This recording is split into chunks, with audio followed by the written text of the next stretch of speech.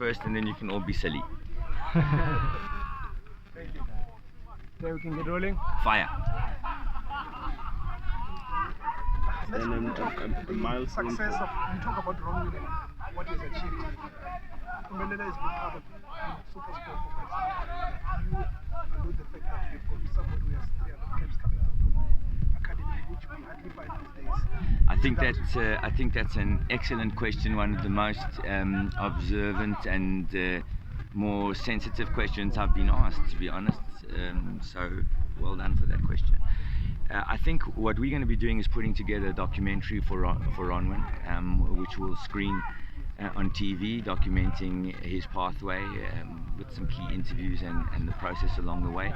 We want to do that because we want to thank all the stakeholders that have been involved for two reasons. One, because they've been involved with Ronwin and they deserve thanks and praise because everybody's played a part. You heard him yourself thanking the academy staff and you know, for the journey that he's been on. You can't be on a journey from the age of 12 to 27 and you didn't have a lot of help and mentorship along the way. And that includes all stakeholders, including the people that helped us get there, which is our academy sponsors, our football club, SuperSport themselves, and the partners that we had over the years that also helped develop Ronwin, giving him overseas experience, whether it was Feyenoord, Rotterdam, Tottenham Hotspur particularly. I remember so well having a breakfast with Gary Mavitt at the airport with Ronwin when Spurs were interested in having a look at him. And you know, the whole journey with Ronwin, all the stakeholders deserve praise, you know, particularly his coaches, because that's the closest touch point that he's had. I mean, Caetano was one of his coaches, but his goalkeeping coaches, I think Grant Johnson and Andre Arendse in particular, who worked so tirelessly with him over the years, and his teammates. You know, we can talk about all of those, but let's focus on him. He came to us as a 12-year-old from Port Elizabeth. His parents entrusted him into our care. He came and lived in our academy house. Over various times he's lived with between 30 and 80 kids in various hostels, and at times Ronwin was second and third choice goalkeeper at our football club many times, and I can say with absolute pride that not once at any stage, whether he was not even on the bench at times as third choice goalkeeper, did he or his parents, who's sitting in Port Elizabeth hearing a homesick kid complaining that he's not in the team and he's not on the bench and he's the third team keeper, at any stage his parents could have picked up the phone and said, you know, Mr. Matthews, this isn't what you sold us and we'd rather he plays for somewhere else where he can, and it could have been, and he could have been derailed. And I think that Ronwin's parents deserve so much praise and credit in the way that they've looked after him, in the courage that they had to entrust him into our care, and thank God, you know, we've delivered on that mandate. But mostly for him, for the great attitude that he's shown, because at the end of the day he could have gone a different way and he could have dropped his head. You know, Riyad Peterson was well ahead of Ronwin all through his academy career at SuperSport, so was Sherwin Naiker, and at various stages other goalkeepers came in who were a little bit older than him, and he wasn't in the picture.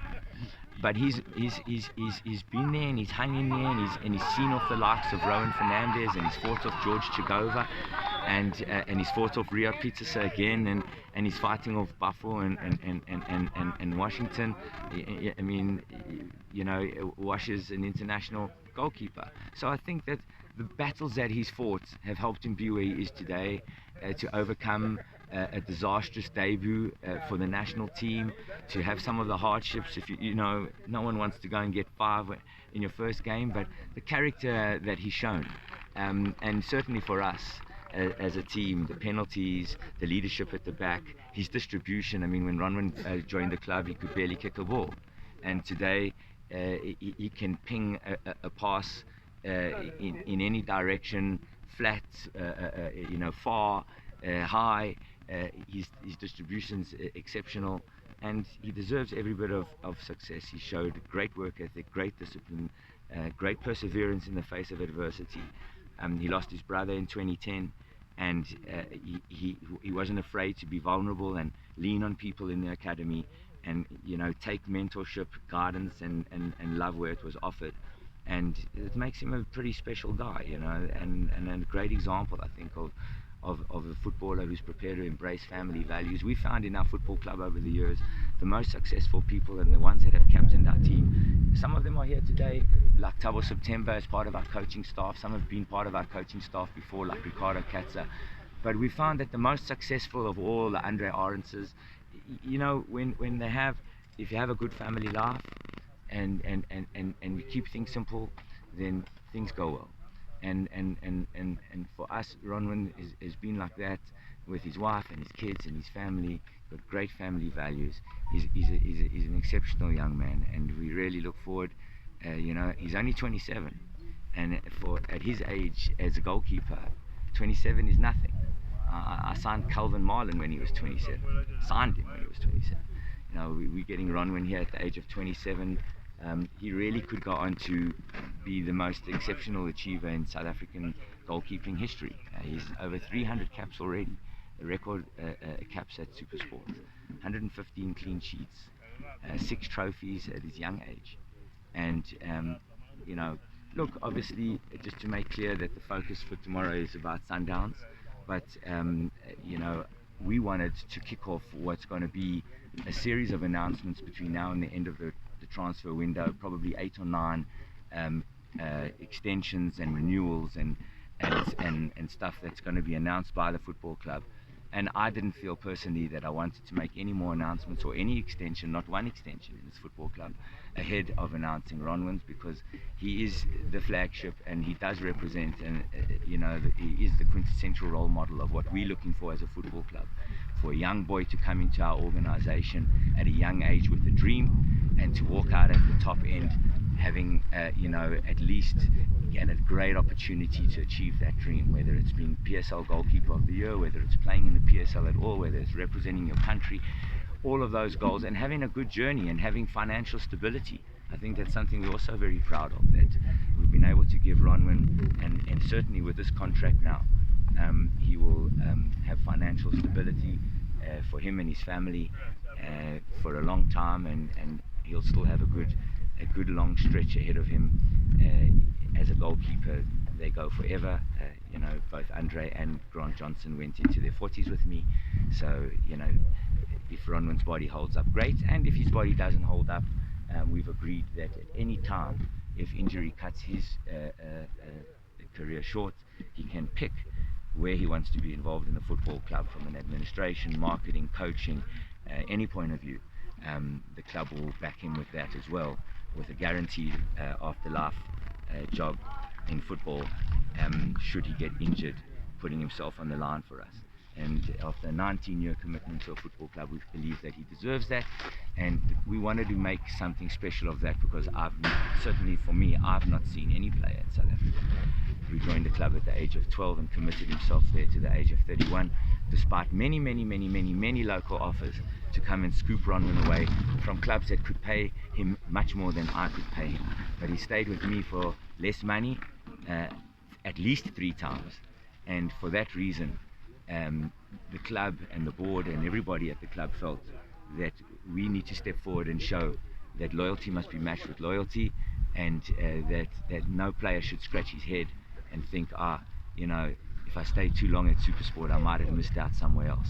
In actual fact, we can think of quite a few players who were flying at the height of their career when they decided to jump ship from SuperSport. Today they're warming the bench and wondering where they're going to play football in July. So for us, this is the example of a kid that we love and respect, and this is the example that we want to give to everybody associated with our football club, sponsors, the board, our players, prospective people, young kids thinking out there, which club should I go play for? Well, if they can't look at Ronwin Williams as an example of what SuperSport's capable of achieving, then we don't know what else to say. So we're very proud of him, and that's why we called today's meeting. I want to, if there's any other question on Ronwin, and then you can start flying into all the Joe Cran type of ridiculous speculation questions. Yeah, stand still on Ronwin. Please elaborate on those 3 advances, if I heard you correctly. Were they local clubs that were running after him? And let's say if no, there's nothing specific I want to dwell on. I'm saying that over the years since he joined us, we've been approached various times. We've had even 2 international offers from Ronwin, and he himself, the one was from Hungary as an example. So he himself said, I'm not going to play in Hungary. I'll wait for a better move or I'll stay at SuperSport. I'm not looking to run for a move. And I think that mentality is something that a lot of football players can take a leaf out of his book, because every soccer player is thinking you want to move, you want to move, you want to move, you want to move. And every player you say, where do you want to? I want to play in Europe, I want to play in Europe, I want to play in Europe. How many can? How many can? How many have? How many of our players have gone to Europe and dominated? How many can we say are doing what Percy Tau's doing now? There's not that many. So that's the reality of it. And Ronwin was honest enough to look at his situation and say, you know, maybe international's not the best route for him. Maybe physique-wise, he's not the tallest goalkeeper. He knows that. So now we can go into denial and pretend that he's a 6'7" or a 6'5" or a Petr Cech, but he's not. So he's looked at his situation and said, how can I make the best of my situation? And he's put a value system of loyalty and long-term over short-term gain, where he could have got bigger contracts elsewhere, but he wasn't sure. What kind of treatment am I going to get over there? Am I going to be just stuck to the bench? When they find another keeper, am I going to be thrown to the curb? Because if you look at our football club, here's Ronwin. When we're making our signings, when we're structuring our goalkeeping department, we're thinking about these things all the time, and he knows that he's central. When we sit down and we design our goalkeeper kit, Ronwin gets to choose what color you prefer. This, you like this kit, you like that kit. We involve him in the decisions that he has. Now, he's going to go to other clubs that aren't interested in what he thinks or what he has to say, that haven't lined him up to be the next captain, because I think when Dean leaves, a player like Ronwin would certainly be a contender to captain this football club. So he's sacrificed certain financial short-term gains over the period of time, and I'm so happy now that we're able to reward that, where we couldn't match him with numbers, with quantity. We've managed to give him longevity, long-term security, and the assurances that if things go pear-shaped, we've got his back in any way, shape or form. And I think that every player wants to feel that, but every player needs to earn it, and Ronwin Williams certainly has earned it. And I trust now that we can close the Ronwin, and you can fire away. What is he worth in closing? If, let's say, at the end of this transfer window you get an offer, what is he worth? You can ask Ronwin that question. He'll tell you that doesn't matter what offer he gets. His blood is blue, and this is where he's staying. And for us, honestly, if an offer came from overseas and Ronwin said to us, I've been here 15 years, I feel I need a change of environment, I want to go and test myself in such and such an atmosphere, because playing for Bafana I was scouted by so and so, then we would look at that situation very favorably and try and facilitate it, given where we were as a football club. If we do that in advance time, and we've got enough time to secure ourselves what we need to secure, we can't just talk about Ronwin in a high way, and then when it's something that's not so perfect for us, we flip. He's been with us a long time, and the same as Dane Clayton was with us a long time, when we said, Dane, you've won trophies with us, you've showed us loyalty, pick a club you want to go to, and he picked Orlando Pirates.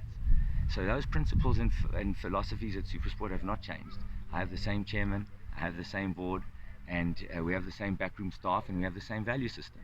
Ronwin Williams, we want the best for him in his life. And if he came and made that kind of appeal to us on any kind of basis, we would look favorably on it, for sure.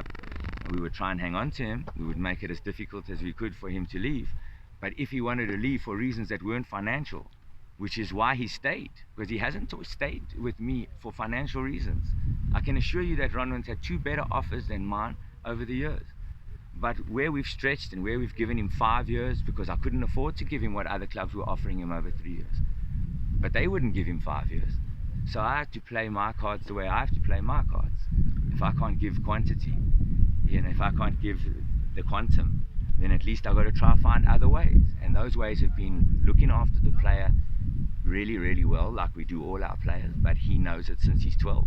So you can't shake Ronwin and try and tell me Ronwin's going to go to another club. Ronwin's life is here in this football club, and he's been here since he's 12. For him to leave, he knows what he's leaving, and it would be very, very, very, very, very surprising and amazing to me if Ronwin took such a decision.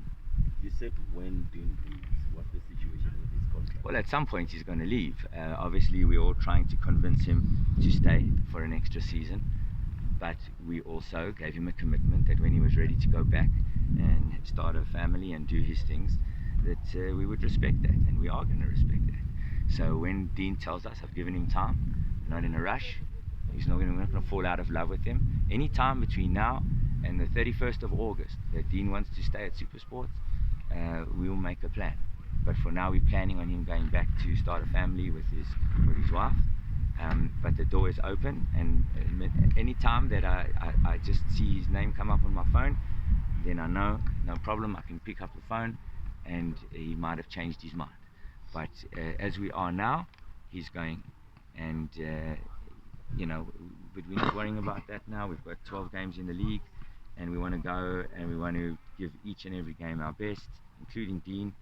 And we'll keep working on bending that rubber arm for him to try and stay for a little bit longer. Aubrey Modiba staying. Aubrey will be one of the extensions we announce next week, and there's nothing to report on Aubrey Modiba. Obviously, you'll ask me interest from here, interest from there. Yes, there was interest from Sundowns. We did have discussions with Sundowns. The player also had discussions with Sundowns, and the net result of it was that we declined their offer and he declined their offer.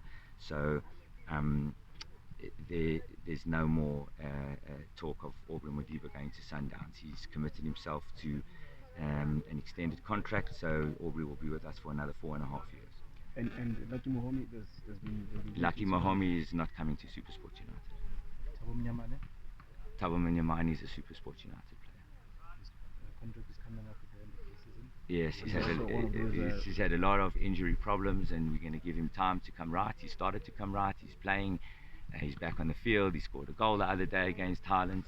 So from our perspective, Tabo's an asset, and one we're going to need in the run-in, particularly now that Aubrey's injured.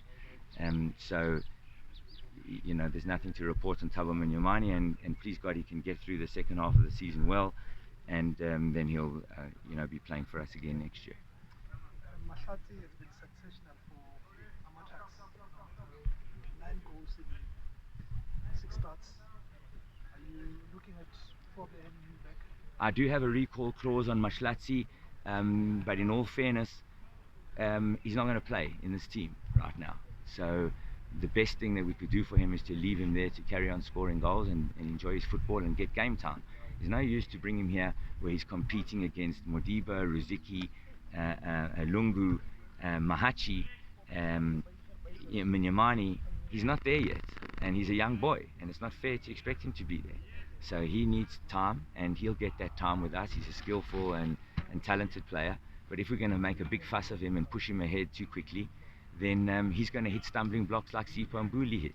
And he's an X-factor player. He's one of those players that on the ball is fantastic, but off the ball has a lot of work still to do. And he's by no means the finished product, but he's going to be a sensation. It's about giving him time. So what's best for him? To come here and compete with the 6 players I just told you, where he's not going to get game time, or leave him where he is, around the corner from us, Webster Lashaba watching him every week, in contact, in proximity, connected, and doing well. So I don't want to tamper with Mahlatsi.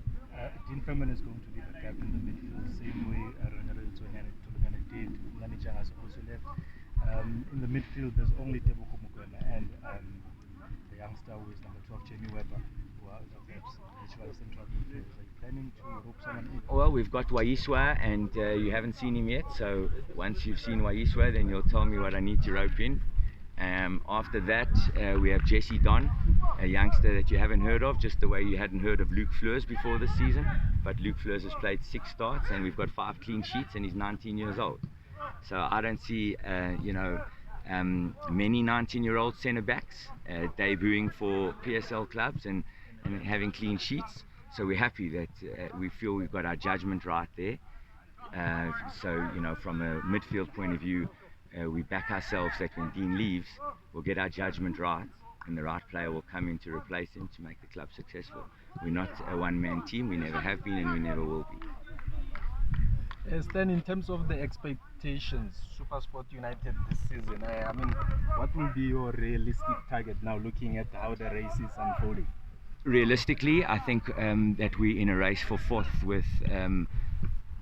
I think we're in a race for a top four. Realistically, I'm very happy. We've got a trophy in the cabinet, and I would like us to break into the top four. We haven't finished in the top four since 2012, and I feel for a football club like ours, that's beaten Pirates away, beaten Chiefs away, beaten Sundowns away, beaten Wits away. We've shown that we have what it takes to be extra special, but then we've thrown away stupid points at home against teams that are lesser down the table. And in fact, if you look at our results against the top five and against the bottom five, we have more points against the top five than against the bottom five, which is not normal, and a reflection that we're underperforming in the league. So I think that we would like to finish in the top four. If anything else happens besides that, but it's not in our hands. Chiefs have got off to a flyer and they've done unbelievably well. Sundowns have got the resources and got the depth to go all the way, and Wits have got lots of games in hand. So those three in our heads are gone, and then we're looking over our shoulder at Celtic and Pirates and Highlands and those kind of teams, and feeling, okay, we have to at least fend those off.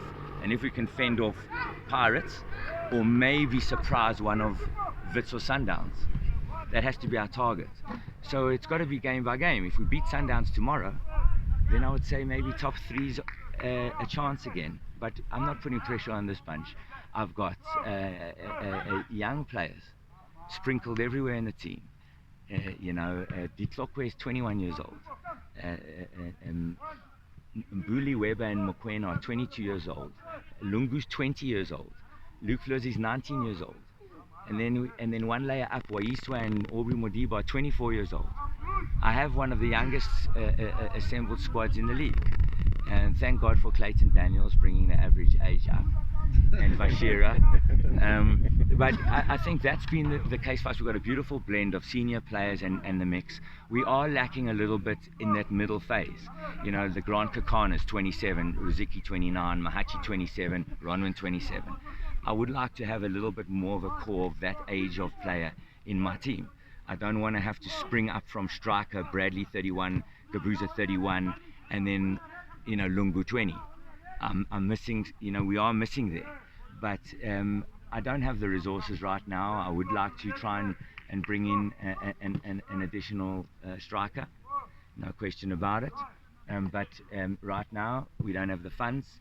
The Aubrey deal didn't happen, and we're very happy with our squad. We've only got 12 games to go, so I don't think we need to panic. We're not in Africa, so we're not going to be overly stretched, and I think we're going to settle on this group of players now, handle our extensions and keep a happy squad, and breeze in hopefully to a top four position this season, with an eye on rebuilding. And the game time now that we're looking at is to try and give the youngsters game time. Like you've seen Jamie Weber start to get more game time this season. You've seen Sipho Mbuli, you've seen Luke Fleurs, you're going to start seeing Lungu.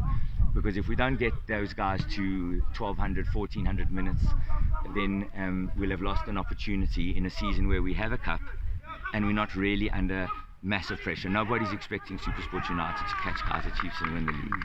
So we're not under pressure.